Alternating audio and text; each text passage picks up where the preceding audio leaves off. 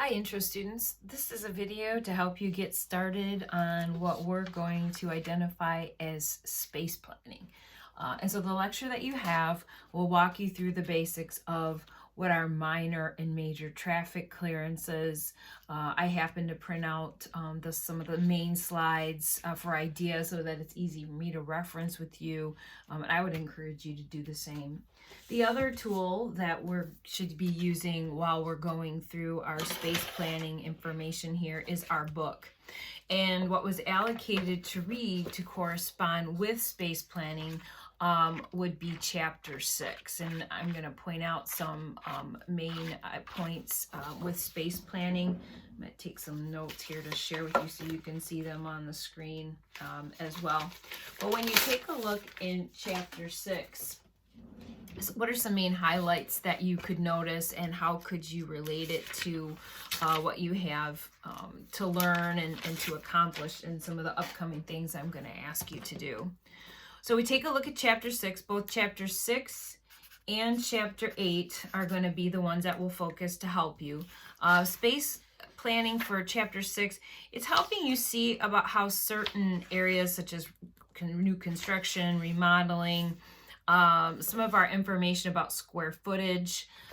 If we take a look, one of the things that she doesn't identify for us, which I think is a really helpful thing to know, is where you're talking about square feet. It means the length and the width of the room. It gives you that, what we often abbreviate as this, but if I'm in the trade, I'm going to do something more like that. That's the symbol for square footage. So it gives you an idea of how much space you might want to allocate for different rooms, and you can read through the different details. You'll see that there's some that I'm going to have particular rooms that I'm going to have you work on. There's some that you have had in a practice test so far. That this is going to be helpful for you to understand where some of the answers might be able to come. When you're in the chapter 6 again still, but on page 50, it talks about what the efficient kitchen work triangle would be. So if in taking the practice test today, you weren't sure where that information came from, this would have been something that you may not have known all of the answer to yet. We're clarifying now that you have an efficient kitchen work triangle that would range from 12 to 26 feet. And we're talking about the 3 stops of the kitchen. So the cooktop, the refrigerator, and the sink. And when you add up those 3 sides, you don't want them to be any smaller than 12 feet and up to 26 feet. So I think that will give you some information to help you understand why that question, or the answer was what it was. So you can take a look through chapter 6. I'd say those are the main things to keep in mind, but it does give you a nice example to see how certain things are drawn, and we've talked about some of these symbols before. All right, then we've already talked about chapter 7. Let's move on into chapter 8. The reason that chapter 8 is so helpful, so for instance, questions about proxemics and anthropometrics, those came up in your practice test. And this is your space planning handout that was part of this week's module, and I encourage you to print this out, and I've done the same. So it talks about traffic patterns. You can use this area to document the definition for anthropometrics, both in the book and for what I've given you in your slide presentation and information on. Standard clearances, these are the things that we need to provide spacing in between objects, furniture pieces for us. And that would be, for instance, here under standard clearances, and I've recreated it in the slideshow, and so there's categorized, or I should say summarized here. What might we do for someone who's wheelchair bound? Chapter 8 will talk a bit about that. Here's some areas to keep in mind, and these may not be the areas that we're going to necessarily focus on for our exercise, but they are ones as a whole you should recognize the general functions. So for instance, here's that linear distance of the work triangle, etc. What's the definition of a master suite? What do we mean when we talk about a great room? What are the 3 areas that have to be included to make that up for the proper definition? So this is where you're going to reference your sheet and take a look at that practice test and the answers. And then these are some suggestions. This will probably relate more to when we get into actually picking finishes and the way the furniture is, the form that it takes, wood, metal, glass, whatever it might be. We'll talk about this a little bit later, so you'll just want to keep that handy, but I wanted to show you how you're going to use that particular sheet, okay? So chapter 8, one of the first things that we have to think about when we look at a floor plan, and we're going to, I've got a few different examples here to reference as we go through. But what we did was, this is where we left project 2, okay? So project 2 worked with our floor plan. You drafted it up. I gave you feedback on that. If there's anything you need to change drafting wise, then you can see me at the end of class. You can come during office hours and we can show you why maybe something wasn't drawn correctly, or, you know, where are you struggling with that. Then what I did was I made a copy of this. Now, my home printer won't do necessarily such a great job on this, but I would encourage you to be printing out from your original. Find a copier that will keep it to the correct proportion, because if the copier should reduce the size or enlarge the size and not keep the right proportion, all the work that you did in your measuring here and drafting it up won't count, and somebody couldn't use it as a measuring tool to see how much room they might have for a piece of furniture and so forth. So what I've done, just to be safe so I don't mar up my original, I've got a copy here. Now for today, there's going to be an activity that I'm going to have you work on where you're going to use your roll of trash paper. This is from your kit. And whenever I do space planning exercises, for instance, the natural traffic, you're going to be asked to identify that. I can literally just go ahead and write on that, right? I can put on, and I will protect it. So even if you couldn't, during the time of our class, as you're working through things, get a copy made, that's okay. Or if your copy, just for this first version, is kind of crappy, because like mine just picks up a lot of darkness. I just went to a UPS store and it was like 10 cents for a copy, and it was so much better quality than what mine can create.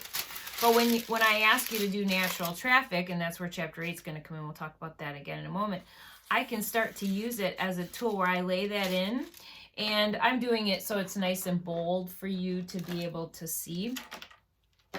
I can take a piece of my paper, hold my architectural scale to it, and simply just rip it up. I can go ahead and I can rip that up.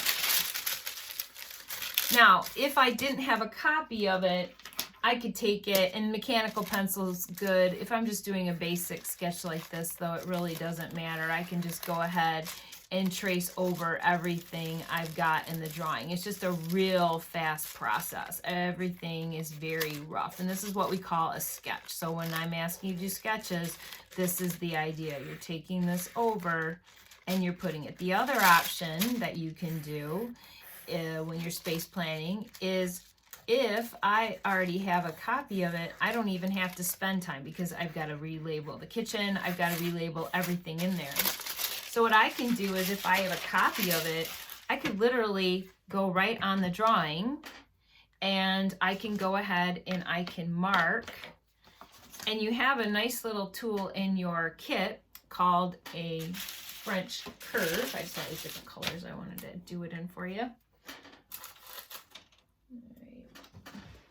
Also I'm doing it on my little clipboard here so I don't get marker on my book.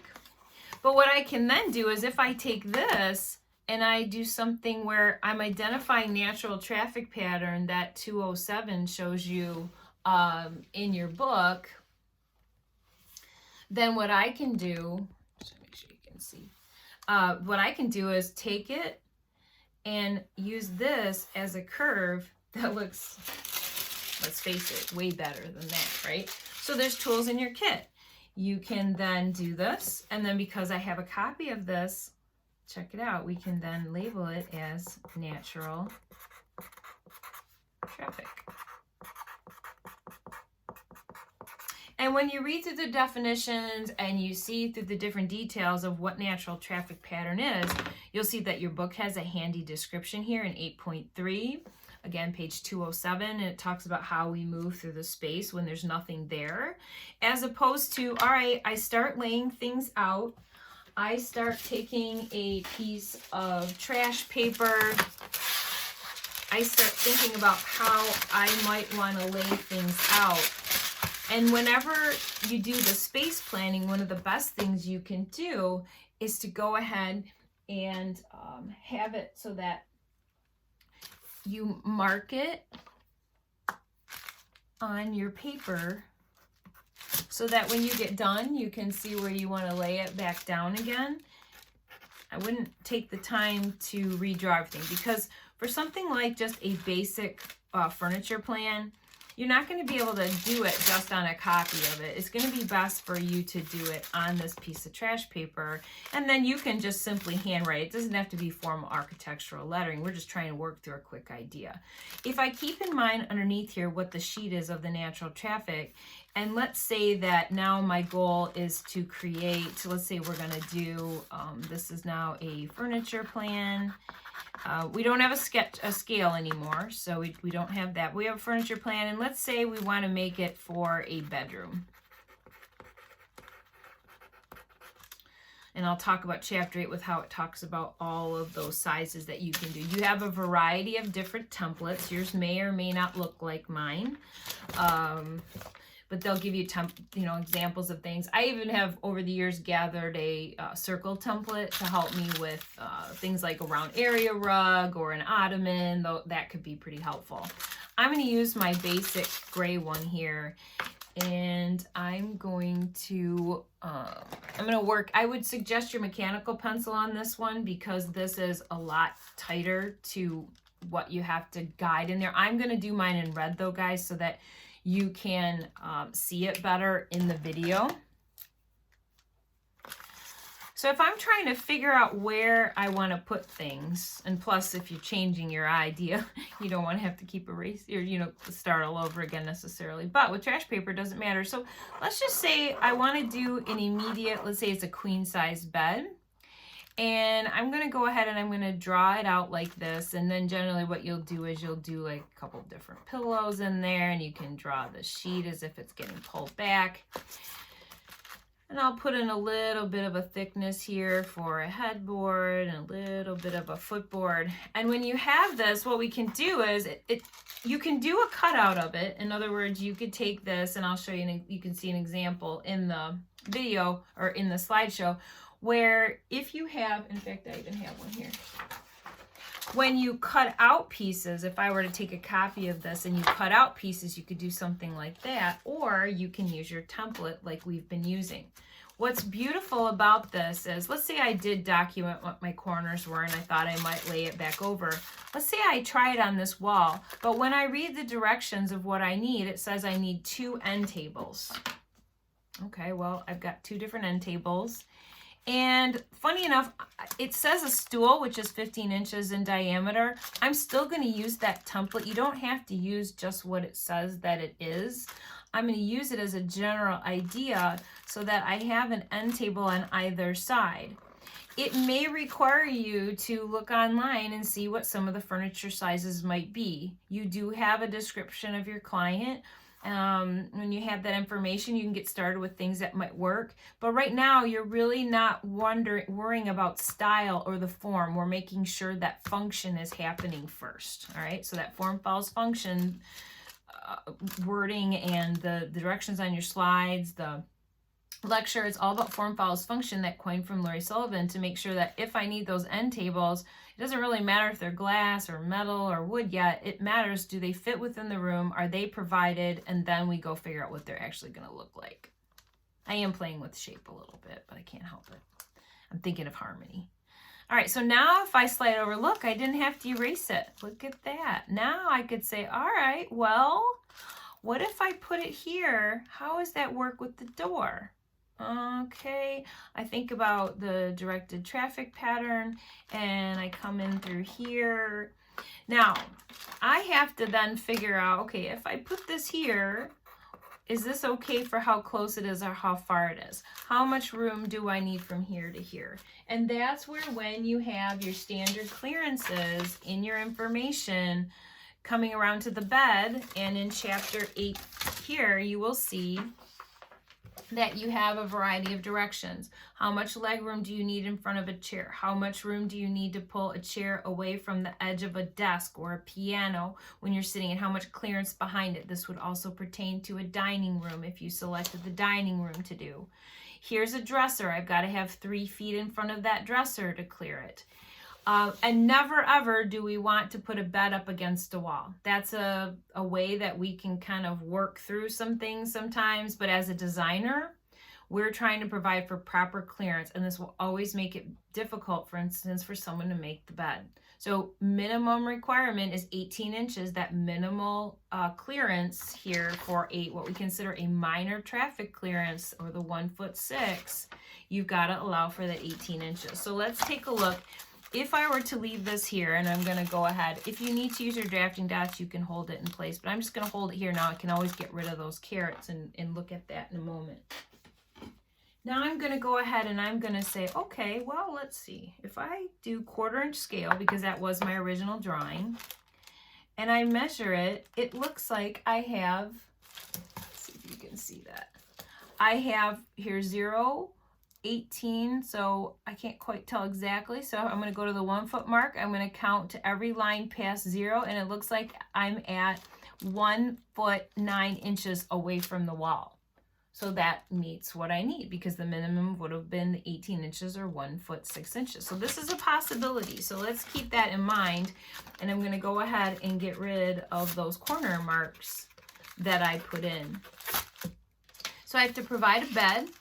I have to provide some end tables, and this is good. Now, the other thing is I have to have a place to store clothes and shoes, and that's something that would have been talked about in chapter 6. Now I'm figuring out what I need. Now, when I do that, if I go ahead and I document the fact that this is the, let me see if you can see it. 1, 2, 3, 4, 5, 6. And with headboard and footboard, 7 feet. So that would be 84 inches from beginning to end. I would indicate that this is a queen, or you could just list it as bed if you want, queen size bed. And when I come across here, I have 1, 2, 3, 4, 5 feet for the width of my bed.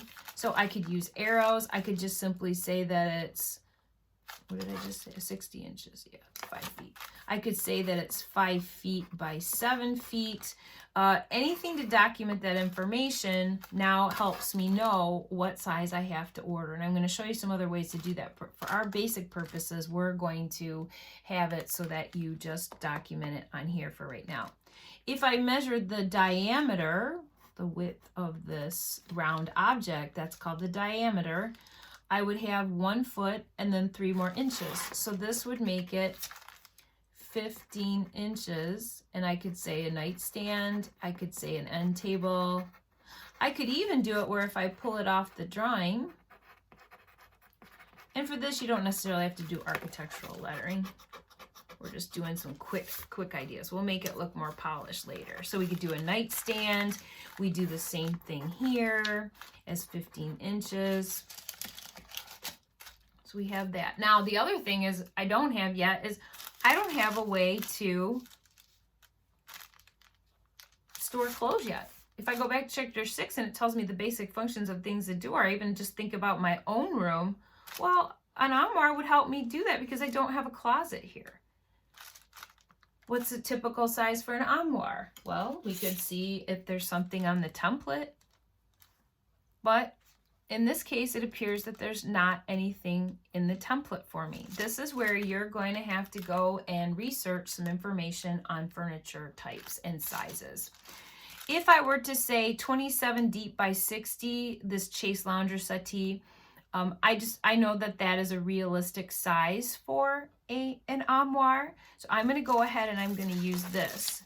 And I'm going to think about centering it on the wall. So if I imagine right about where the center mark is, I'm going to see if I place it here, do I have enough room for the door clearance? And again, I should use my mechanical pencil, or in our case, again, I'm going to do the red ink so you can see it. If I have the armoire, you can see that it's not the best. When I come in, I've now got my door. Now, if I start working my directed traffic pattern, which is how I move through the space when there's furniture there, and I measured the distance here of the distance in front, I do have what we can see as about a little over 3 feet.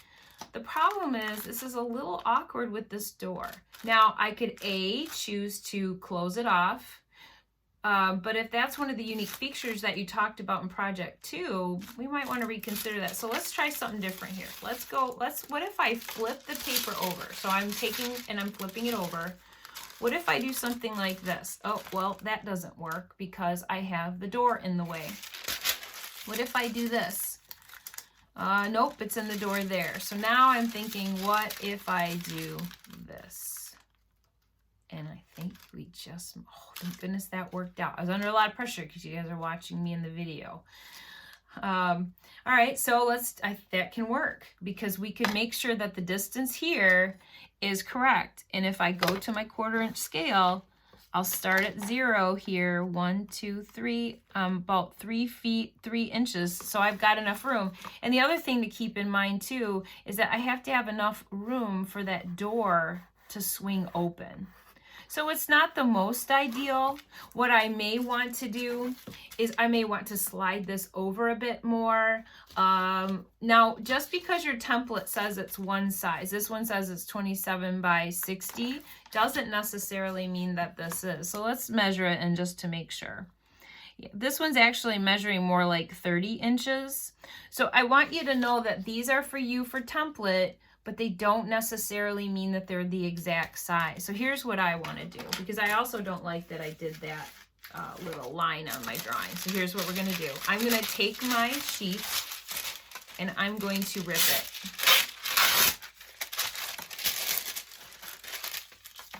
I'm going to get rid of this as well. You could take your, you could take scissors also. This is a little bit smaller strip, but let me see if I can do it. Yeah, I'm going to use the scissors this time. All right, so I'm going to go ahead.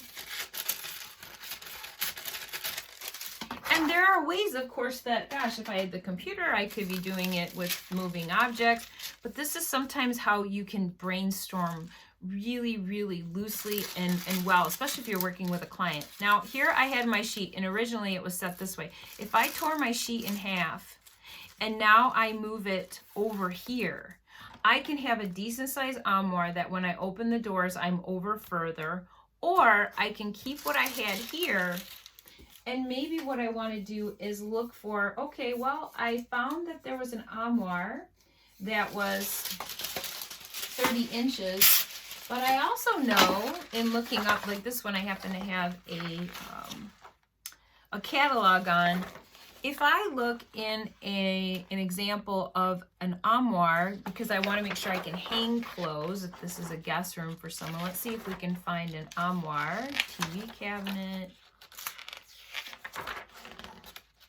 Take a look. All right.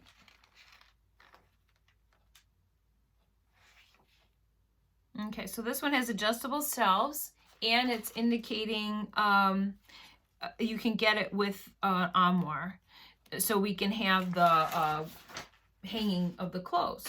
And that one, size-wise, is going to be 37 by 26. Okay, so 37 by 26.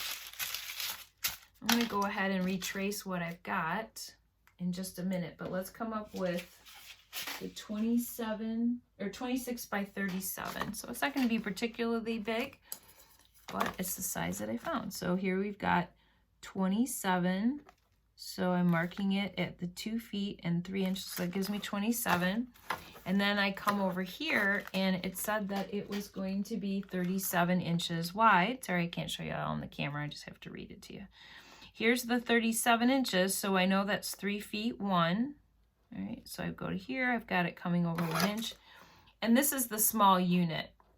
So I can do something basic like that. Again, if you want to do something larger, you can, but let me just put this down. So we had an armoire, I'd say it has to at least be 24 to 27 inches deep. And then it was 37 inches long. Okay. Then we have it where I can now shift it to where I want. I'll have this under here. I'm going to lay this here, and I'm going to try to center it as best I can to this wall, but I'm also trying to make sure that when I come in through here and I'm thinking of the directed traffic pattern, I have at least the 36 inches. And if I come even closer over here, now it means I have plenty of room. But, oh, wait, what if we do this way? And we now set it, now we know for sure that we've got plenty of clearance for the doors when they open. So I think we'll go that route. This even gives us an opportunity now, if I want to go ahead and, like this, for instance, this size here, this is it says it's a serving cart, but it's 20 by 40. That would be a good size for a bench. What if I could put a bench at the foot of the bed? Someone could sit down, take their shoes off, put their shoes on. Well, now I have a bench. I could pull the drawing. Maybe I could just fit it on here. And again, go back and measure it yourself. Don't count on what the template says, because it's also accommodating for the thickness of your pencil or medium. So we have 1 foot 9 inches by 3 foot 6. So we got by 3 foot 6 inches. We know what this one was. We have the bed, and you can go ahead and you can just use a trace over now, because you're just doing the guidelines to it. And again, just remember, I mean, you might have been concentrating on something in the video and not heard me say it, but you don't have to do it in the marker. You'd want to get your mechanical pencil out. I'm doing mine in red so that everybody can see it easily in the video. Okay, so this bed we identified as 5 feet by 7 feet approximately. We also had our 15-inch, but I had a lot more confidence in drawing it out, right? Because I had my template that I was using. So this is a nightstand. And to be really clear, I'll go ahead and I'm going to do this one as well. So now I have 2 nightstands, I have a bed, I come in the room, I come in through here, and then what you can do is you go ahead and I'll do mine in a contrasting ink here so that you can see. Ultimately, I'll do, well, let's just do it nice and dark here, almost like a very, very dark navy. In the end, what we can do is we can create what we call a sketched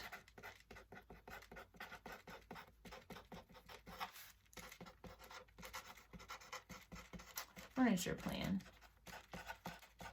And let's say that I'm going to say that I'm the designer. And then we have the Muscle guest bedroom. Let's say that's the client's name. We have what room it is. We don't have a scale because it's just sketched. Then we'll label that we have adjacent spaces. We're going to have the kitchen here. We still want to have the north symbol, right? So the north symbol, I'll just move this over here, something like that. All right, I'm going to move this out of the way so that you can see that better. But if I can do a quick drawing like that, I can get started. But to complete the idea, I do need to make sure that I'm putting in my symbols. There's certainly something that I haven't nicely drafted like we did in Project 2, and you ultimately will do it, but why do that yet if you don't know that you've met the clearances that you need to? You're still thinking through some ideas. Maybe you find another different furniture piece later, and so you want to, redo it. Why spend time doing something that you may have to change? Okay. All right, so we have this, and I'm just going through, and the idea, this is what a rough furniture plan is, a rough sketch drawing. This is independent. We're just laying it over it, and in the end, what we then have, and I'm gonna flip this over, you then have this final drawing. I'll tear off this so you can see. I would run a copy of this right? I would run a copy. See if I can get it to work out on my copier here while we're together. And I'm putting it on my copy. I would say probably at the copy store as well. Just do it so you have a solid piece of paper on the back. So when you run the copy, it doesn't look super grayed, even on a good copier. I'm going to go ahead and push copy. And we'll see how it goes. Whoops.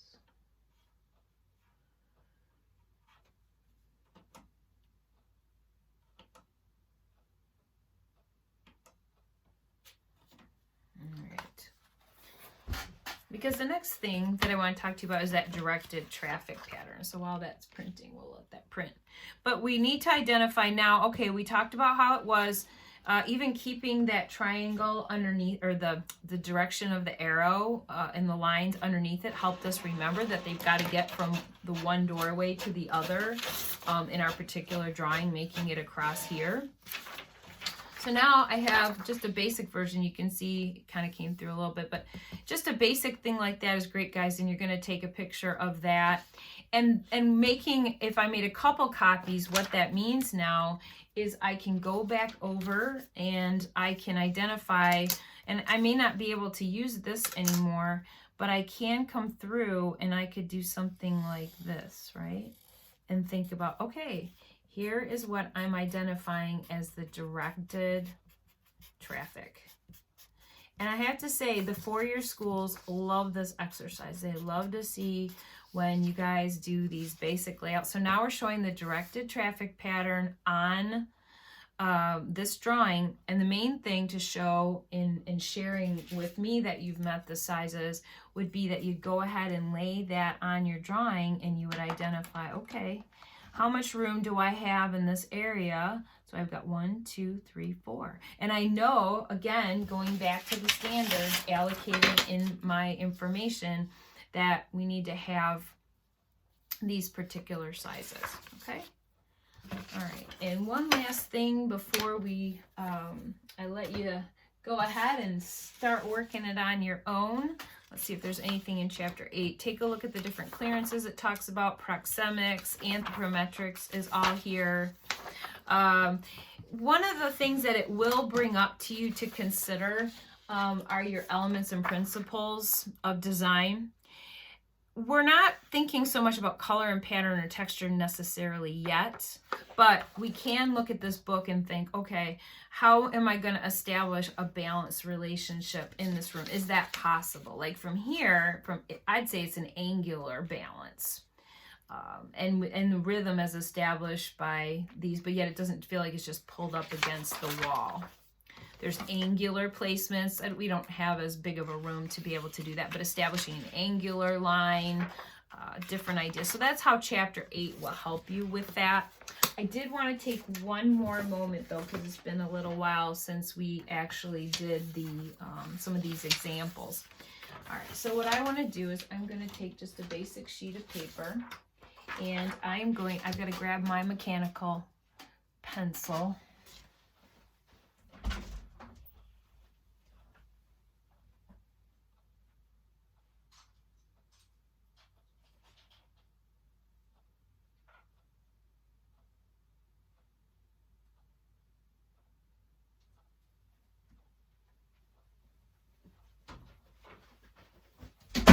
All right, I'm back. So one last thing that I wanted to do with you, because it talks about in your different slides, it shows you, different things, like if you photographed your template and then cut out the pieces. I've shown you the way you can do it on your trash, what I call trash paper or tracing paper, like this. But one of the things we have to know, and you'll see there's a variety of examples to show you from a bed. I just happen to use the bed as my example, but there's a variety of examples within your slide presentation that shows you different symbols. You also have your dining room here where you could show the chair. The big thing with the chair is make sure you have a back to it. This one is showing a built-in bench. Now, I mentioned to you that I'm just going to have you draw these on your objects. Later on, what we're going to do is transform it into something where you do an actual key. You don't have to do that yet, but I do want you to have these versions to see what this is like. This would be like a slipper chair. If I have a bookcase, I'm identifying just what that length and the width are. So let's just use that as a test pilot so you can remember what your sizes are for that. All right, so if we were looking and we were measuring, because we're in 1/4 inch scale, if we were looking at that, we start at 0 and we come on over and we go past 5 feet just a little bit. So I'm going to slide this back over and you're really looking at the outside of it. So here's 5 foot and it looks like this length would be 5 feet 2 inches. All right, so that is your, and I'm just make sure you can see that, 5 feet 2 inches. So the single mark for feet, the 2 mark for inches. And then to go ahead and do the depth of it, we're going to, sometimes they refer to as the width. This one is 1 foot 10 inches. So it's 1 foot 10 inches. And I'm going to do that again in the marker so you can see it better. So 5 feet 2 by 1 foot 10. Those would be the sizes. You could write it, you can do the arrows with it, whatever's helpful for you to see what the sizes of things are. But that's how you would measure the object. So what are some ways to consider? This would be the example of slipper chair. This is your back, this is your seat. Sometimes I draw them just based on length and width and make it a boxy shape, but I do want to make sure that we've talked about the correct ways for you to draw your furniture pieces as you use your template from your kit when you space plan, right? I've showed you the bed. When you do the sofa, remember, you're going to use this. I would suggest the mechanical pencil and just run that slowly in there. Again, I'm using the red ink so that you can see. And you're just going to take that up along the edge. And then you would slide this back down. Remember, that line is there to show you where to slide the hole back in. And we don't outline the opening. It's just giving us enough room to put our pencil in. So when we come in, we're going to do that. And with these, I find you have to kind of just go over a little bit more. If I had to identify a sofa, for instance, let's see if this one's going to clarify. It says it should be a sofa, but let's just make sure. We know that the sofa was 84 inches or greater, and that could seat 3 people. All right, so if I go 0 over to 7, it is 84. So in this case, to help me out, a lot of times people will put symbols as 3 cushions. Not that the design has to ultimately be that, but if I do 3 cushion, it sort of does this insinuation that you could have 3 people sitting in there. So if I drew like a person, you're not going to draw a person, but you could imagine it something like that. When you use the template for the, love seat, you'll make it smaller. So we know that the love seat, we could start on this side, follow the arms, but then we know that that is no bigger than that, about 66 inches. We'll come in, that's going to be 5 feet 6 inches. That's just to seat 2 people. So here we have 4, 5, and 6, right? So that's the biggest it can go. That would be a love seat. What I'll use is my template, and I'll simply take that edge here up to that, and I'm going to outline it. And then I can still use a template. Now I could draw it freehand. I can do a lot of different ways. I'm going to take that line back in there like I did before, but you've got to make sure that that line isn't sitting out in front. It should finish it off. And for the heck of it, I'm going to go ahead. I could have also just done a straight line across the sofa. That's fine, but I wanted you to see with that curve how they were doing it. So now I have a love seat. I have a sofa. I can seat 2. I can seat 3 there. Let's say I want to do a wing chair. Again, the idea here would be that I would bring in my medium which again, I'm using the marker. You're going to use your mechanical pencil, but I want to do it so you can see it. There's a line there. I need to slide this over, not do the outline of it, just simply run it along one edge of it, because it's figuring if you have a thick medium, you might need more room is all it is. And that's exactly how your chair should look, and I would expect that even in the beginning work that you do. You can do something like an ottoman or a sofa table. You just simply label what it is, and when I get done, I'm not even paying attention. I didn't even reference what the size was. I go to measure. It's 0, 1, 2, 3, and 4 for 1/4 inch scale. So now I know that that's 48 inches or 4 feet in diameter. Right? So those are how we would use the template. And if I'm at a dining table, doesn't matter which one. This one happens to say it's a dining table at 36 by 72. Most that I've seen are around 42 inches wide, but that's fine. If you can find, something like that, or that fits better, then you'll be looking for that size. But when I draw the chair to go up to it, what I want you to think about is there's these dining chairs and side chairs. So you can use the template to do that. When you do the outline of it, if you don't have a back on it, it's just a stool. So what you do is do the outline, and where that dimples in, then even for a desk chair, whatever it might be, and then you have your back. And the part that's under the table doesn't get shown, so you hide it in there. All right, you could have some fun. You could do it where you have, let's say it looks like it's angling out. Right, you could do something like that, and then we'll just slide this in for straight. You could do something like that, all right? And providing for 2-foot spacing along for each person for however many at the table. All right, so my time for with you is up, but I think this gives you a pretty great start to working through what you're going to come up with your for your drawing and your furniture plan. Thanks for watching.